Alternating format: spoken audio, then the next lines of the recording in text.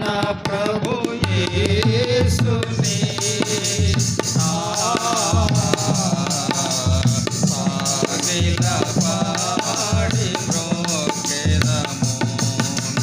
మోషే కంటే శ్రేష్ఠుడు అన్ని మోసముల నుండి విడిపించు. మోషే కంటే శ్రేష్ఠుడు అన్ని మోసముల నుండి విడిపించు. వేషధారులను ద్వేషించు ఆశతో మ్రోకెదము.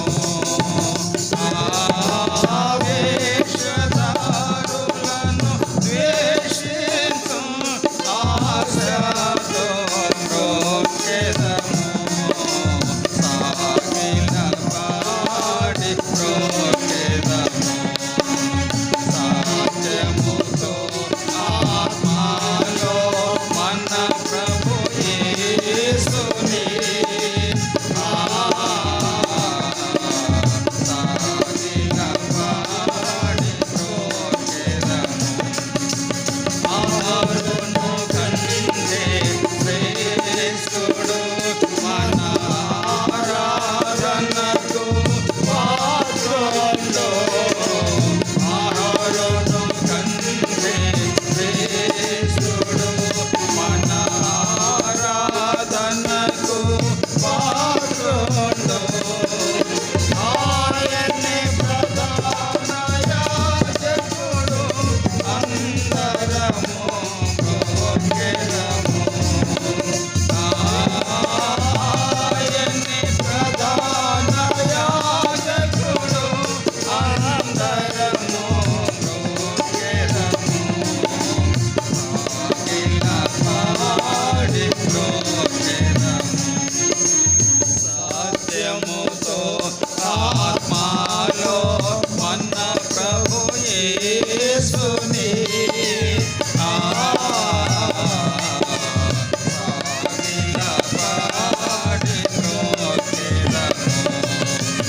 ఆలయము కన్నా శ్రేష్ఠుడు నిజ ఆలయముగా సాగియుండెను. ఆలయము కన్నా శ్రేష్ఠుడు నిజ ఆలయముగా సాగియుండెను. ఆలయము మీరేయనెను ఎల్లకాలము మ్రోకెదము. ఆలయము మీరేయనెను ఎల్లకాలము మ్రోకెదము. సాగిల పాడి మ్రోకెదము. సత్యముతో ఆత్మలో మన ప్రభు యేసుని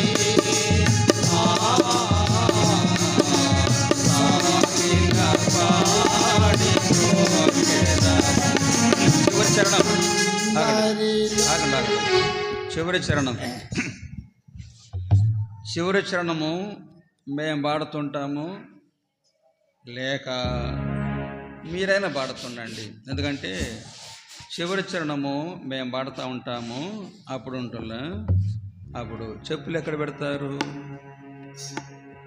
చెప్పులు దేవుని మందిరములో, దేవుని ఆలయములో, దేవుని మందిరములో కాంపౌండ్లోకి వచ్చేసాము.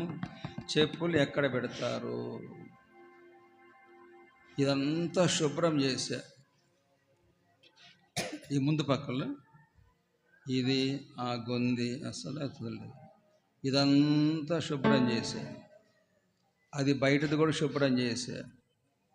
మొత్తం శుభ్రం చేసి నీట్గా పెట్టా. టైం ఎంత అని తెలిసిన తెల్లవారుజామున 4 అయింది. రూములు కొంచెం శుభ్రం చేసుకోవాలి. శుభ్రం కాదు కానీ రూములు కొంచెం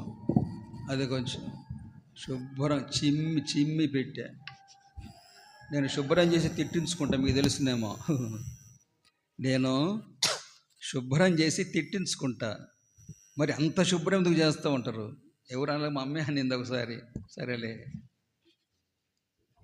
అప్పుడు మొత్తం శుభ్రం చేసి చెప్పులు స్టాండ్ ఆడ పెడితే అలవాటు లేకుండా పోతుంది. అప్పకే పెట్టా. కష్టమే, ఎందుకంటే చెప్పులు వేసుకుని అంత దూరం పోవాలి, ఆడ వదిలిపెట్టి రావాలా.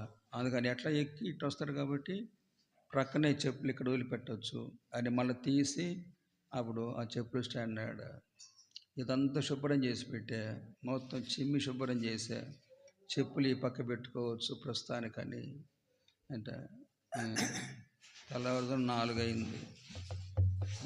అప్పటికి పండుకోవాలి. 4 గంటలు మళ్ళీ ప్రార్థన చేసుకోవాలి, వాక్యం చూసుకోవాలి. అప్పుడు నేనే శుభ్రం చేశాను కాబట్టి మళ్ళీ ఏదైనా చెప్పులు వేసుకొస్తే ఆ మట్టి అవుతా ఉంది, తడి మట్టి అవుతా ఉంది. అందుకని చెప్పులు అడవులు పెట్టేసి మీరు వచ్చేదాకా తడి మట్టి ఏం లేకుండా చేస్తుంది. మీరు వచ్చినప్పుడు ఇక్కడ ఏం లేవు కదా, ఆడ వాకిట దగ్గర ఏమి శుభ్రంగా ఉండే. అంత శుభ్రంగా ఉంటే ఆడ ఎట్ట పెట్టి బుద్ధి పుట్టుద్ది మీకు అంట. ఈ మధ్య కదా చెప్పులు ఈ పక్క పెడుతున్నాము, సిస్టర్స్ ఈ పక్క పెడుతున్నాము. ఈ పక్క పెడితే ఇటు వస్తారు, బ్రదర్స్ ఈ పక్క పెట్టాము, ఇటు పెడితే ఇటు వస్తారు. అందుకని అక్కడ మనము ఆర్టీసీ బస్ స్టాండ్లో ఒకటి చూస్తాం. మనం ఏం చూస్తామంటే అక్కడ డబ్బా పెట్టి, అదే రేకు డబ్బా పెట్టి ఆడ ఉంటుంది. ఆడ రాస్తారు అన్నమాట. ఏం రాస్తారంటే యూజ్ మీ అని రాస్తారు, నన్ను వాడుకోండు అని. అసలు వాడుకోరు దాన్ని. మదేం కనిపెట్టుకోని ఉంటుంది. ఇంతగానో నేడు పెట్టినారు. ప్రతి వస్తువు ఉపయోగ కోసమే కదా పెట్టింది. ప్రతి వస్తువు మంచిదే, ప్రతి వస్తువు ఉపయోగపడాలా. వాక్యంలో కూడా ఉంది అది. దాని పనుల కొరకు ఆ వస్తువులు వాడబడతా ఉంటాయి. పాపం దాన్ని సాగొట్టేసి ఎరగొట్టి ఇడి చేసి ఒక రౌండ్గా చేసి ఆడబెట్టి బోర్డు రాస్తారు, యూజ్ మీ అని రాస్తారు. దానికి బదులు దాని నోరు లేదు, యూజ్ మీ అంటారు అంతే.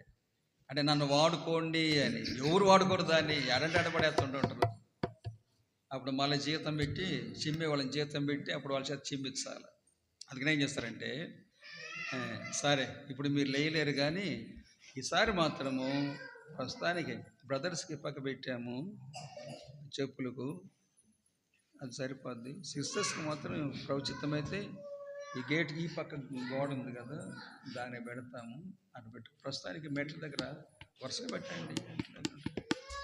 కాబట్టి మేము పాడుతుంటే మీరన్నా పోయి మీ చెప్పులు పెట్టుకోండి, లేక మీరు పాడుతుండండి, నేను పోయి చెప్పులు పెట్టొస్తా.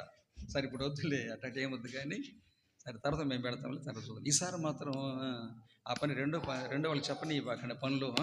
అంటే అటు అలవాటు అయిపోవాలి. భలే ఉంటుంది చూస్తుంటే. అట్టుంటుంది. అటు దేవుని మందిరం కదా, చాలా బాగా నీట్గా ఉండాలి. అందుకు క్రమంగా ఉండాలి. కొత్త వాళ్ళు ఎవరు వస్తారు, ఎంత నీట్గా ఉంది, నీట్ కాదు క్రమంగా ఉంది అనిపిస్తుంది. అట్లా సరేనా.